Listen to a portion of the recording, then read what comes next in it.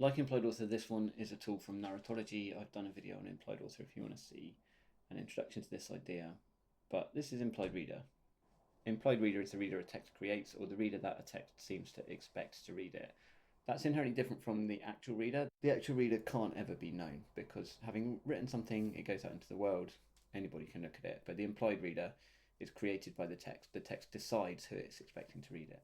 An example of this would be if I ever go to the doctor or the dentist, quite often they have magazines laid out in the waiting area, but the ones they have for men, I'm often not interested in. They often have loads and loads of kind of women's magazines and then maybe Top Gear for men. I don't really care about cars, I'm not going to read the car ones. So I'll just read the women's ones out of curiosity. But in those magazines, there are quite often things that clearly have a reader that isn't me. So there'll be things that say things like how to lose weight for your summer bikini body. And I'm not going to wear a bikini in the summer, so I'm not worried about that sort of thing. Also, loads of adverts do this. So loads of betting adverts will use phrases like your bet, or things like if your accumulator doesn't come in, or if your bet is winning at 90 minutes, but if you don't bet, then you're not the implied reader. And it's not mad for an advert to do that because if you're not somebody who bets, they don't really care about you. They're just trying to talk to people who do bet. But that's the implied reader. It can be really specific, it can be really broad. If someone wrote a love letter to somebody else, then that implied reader would be very, very narrow and specific, and it would just be an individual. If you have something like the government sent around a letter during COVID to tell people to stay indoors, the implied reader of that is very, very broad because it's just somebody in Britain who can get letters from the government. Let's apply it to some texts. These are my favourite examples of implied reader because they get so specific in some ways. This is Mills and Boon, who are a company that sells romantic fiction. They almost sell it by the yard. They just pump these books out, and they're clearly commissioning loads of writers all the time.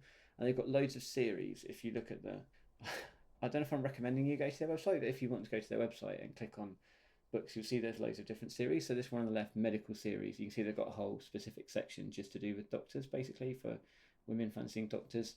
There are historical ones for women who fancy the idea of kind of viscounts and earls and stuff from English history. There's also a weirdly high amount of books about sheikhs, so clearly some women like the idea of sheikhs. But what's fascinating about them is because there's so many of these books, they can all target very specific individual readers. And I think that because they're romantic fantasies, they're trying to hit very specific, narrow romantic fantasies of a reader. And some of those are going to be quite broad, like fancying a sexy doctor is not that unusual, but some of them get really narrow and specific. So, this is an example called Needed Full-Time Father by Carol Marinelli. I'm curious whether these are their real names. I don't think they are. When the grand opening of Heatherton ER doesn't go quite as planned, nurse manager Madison Walsh must rely on the new consultant Guy Boyd to save the day. This requires her to put her trust in someone else, something she hasn't done for a long, long time. Soon, trusting turns to loving, but Madison has her daughter's happiness to consider. Guy is a wild card. If she lets him into her life, is there any guarantee he will stay? Guy must show Madison that he can be the husband and father her family needs full time. So who's the implied reader of this? This is targeted clearly at one specific person who has one specific fantasy. And if you don't have this fantasy, if you're not the reader who has this fantasy, this is just not going to work for you. But also, if you don't have this fantasy, you probably see the title and don't read this book. If you feel like doing this properly, pause the video, think about who the implied reader is. Otherwise, I'll just explain on the next slide.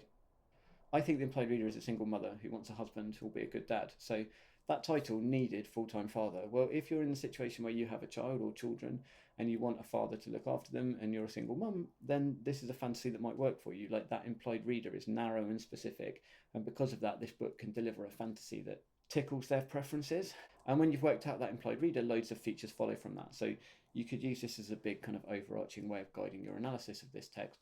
Because you can say, the implied reader is a single mother who wants a husband who will be a good dad, and therefore Madison Wolfe is represented as professional, capable, and she has difficulty trusting others. I think that's flattering for this implied reader. If it represented her as a shambles who is a single mother because of her own fault, or she's driven away the father of her children or something, that's much less flattering and positive.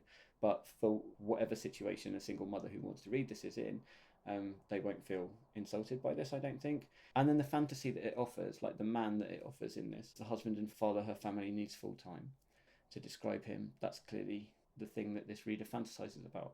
And then it uses weak modality, it has a conditional clause to consider the behaviour of potentially unreliable men, which makes sense with this implied reader. If you've had a situation where you've had a child with someone and they're not around anymore, they might have been untrustworthy, or feel the reader might feel deceived. So you get, if she lets him into his life, is there any guarantee he will stay? That conditional clause, if she lets him into her life. All of these features follow from this very specific implied reader that it's created for. And all of these tend to use simple present tense just to suggest it's unresolved, like the crisis is ongoing. which kind of matches the implied reader's situation. This is another one, A Husband's Watch by Karen Templeton. This one makes me sad, but again, if you want to freeze it and work out who the implied reader is, then do that now, and then I'll explain it on the next slide. So I think the implied reader for this one is a married woman who feels taken for granted. And again, because you've got things like he'd always been sure of his place in the world with his wife Faith by his side. She's even called Faith. It has an excellent sentence. And then the tornado hit, which you could put halfway through any novel, and I'm sure it would do a tremendous job. But then at the end, the fantasy office at the end, suddenly Darryl was sure of only one thing: he had to fight for Faith's love. So that's the fantasy of the implied reader. Clearly, the implied reader is somebody who has a fantasy that their partner would pay them a bit more attention and stop taking them for granted as much. So I think features that result from this, the hero and the heroine are represented in a very bland way. So the noun phrase, you just get a man. Daryl Andrews is quite a bland name. His wife Faith, like it's really easy for the implied reader to put herself in that situation and imagine herself and her partner in those identities. And I think that's the reason they don't describe the hero in a much, or the object of desire in a much more distinctive way. And then at the end, we get features that suggest a dramatic change, which shakes Darryl out of his complacency, which is clearly the fantasy that the implied reader has. So hopefully you can see how this works. Not all texts reward this perfectly. I think these blurbs are very good for implied reader. I think there's loads to say about it in that.